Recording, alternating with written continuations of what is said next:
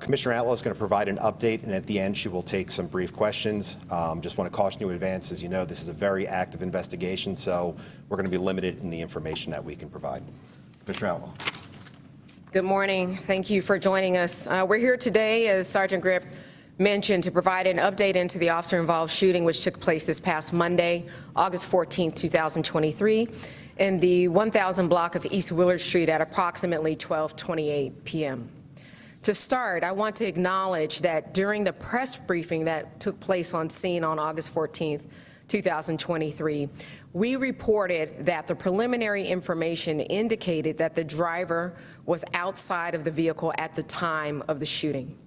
At this time, the evidence clearly indicates that the male was not outside of the vehicle and was seated inside of the vehicle at the time of the discharge. I understand and want to acknowledge the hurt and confusion that family and community members can experience when details of investigations change, and especially when they change in the very public way that this has occurred. In the name of transparency, I strive for our department to release as much detail as possible when we can do so without damaging the integrity of the investigation. That is why we preface all of our releases by stating that information is preliminary and subject to change. At the time we gave that information, that was the best information that we had available. And we always strive to clarify and update that information as quickly and accurately as possible. That's what we're doing here today. I also understand that the information I'm about to provide will raise additional questions, but allow me to again reiterate that it is our duty to protect the integrity of the investigation, an investigation that is concurrently being handled by the District Attorney's Office. I will now provide updates about the status of the investigation, and we'll take questions at the end, and we'll do our best to provide answers if we have them. However, I need to make very clear that I'm unable to answer any questions as to the specifics of the evidence outside of what I will now divulge.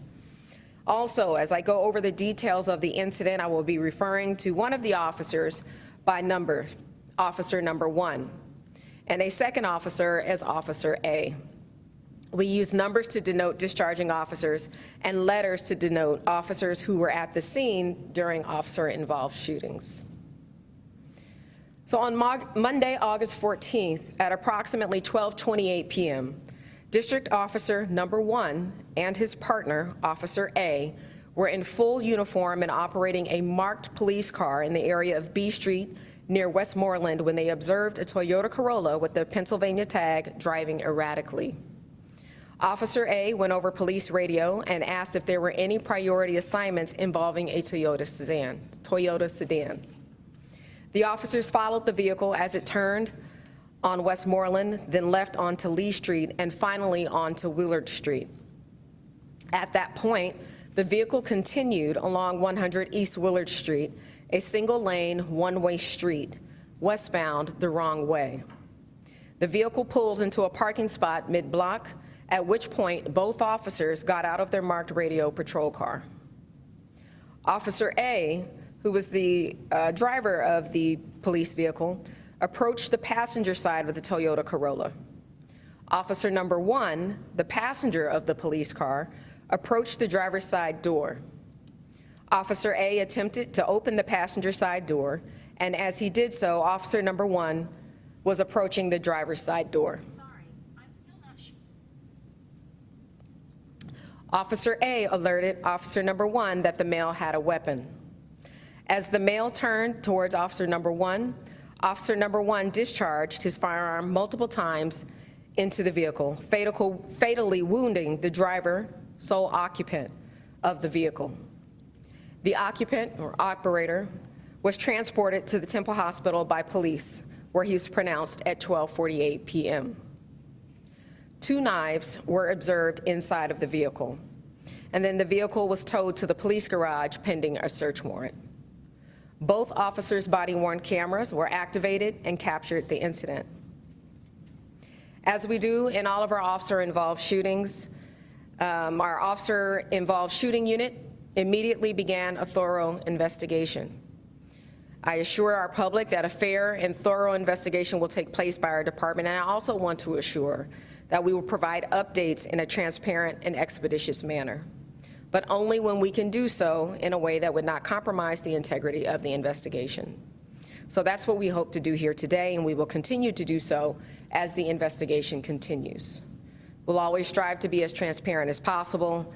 We recognize we have to provide the safety for the communities that we serve, and in addition to ensuring the safety of our officers and their families. With that in mind, we will take questions. Commissioner, does the facts, as you've laid them out, how do they compare to police protocol in terms of officers shooting into a vehicle and a suspect?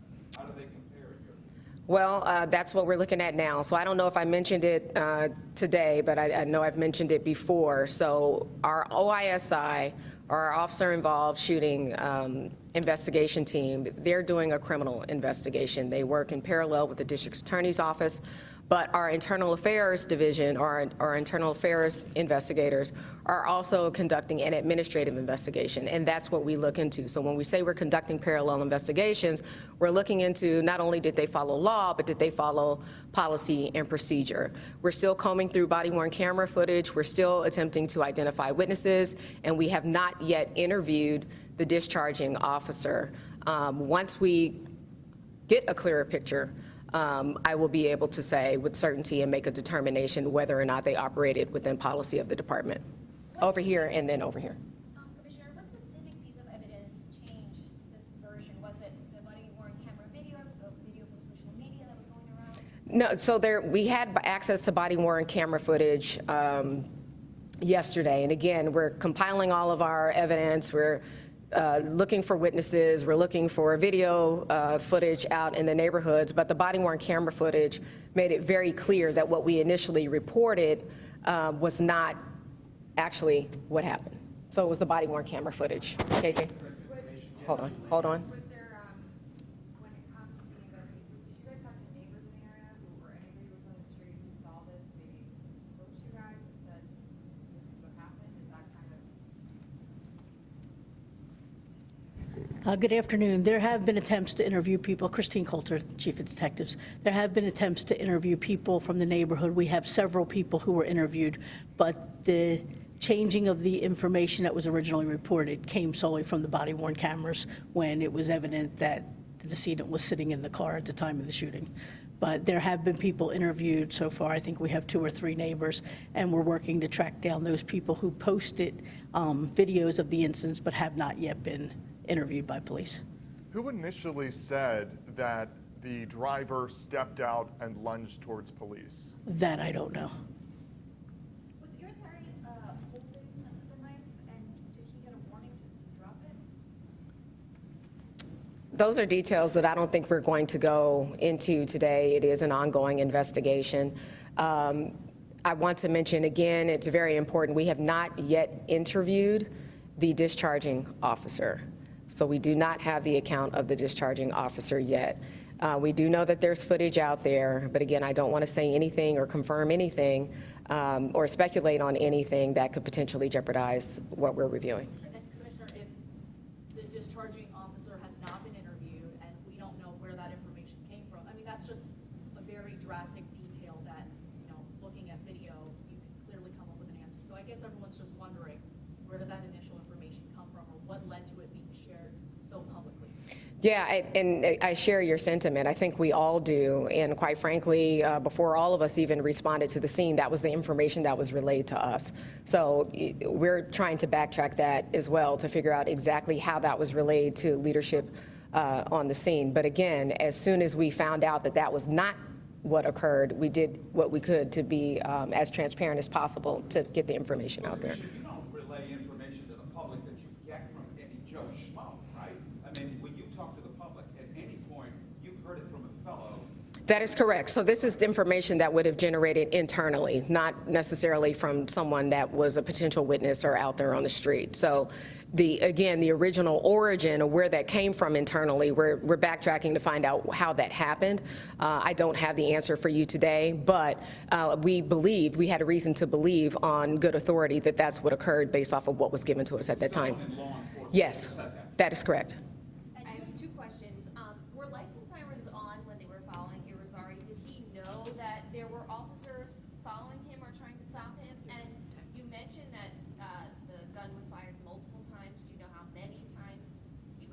I will leave it at multiple times, and he was hit several times, but I won't go into where or how many. You guys want to answer the question about whether, hold on, we're not done with the second part.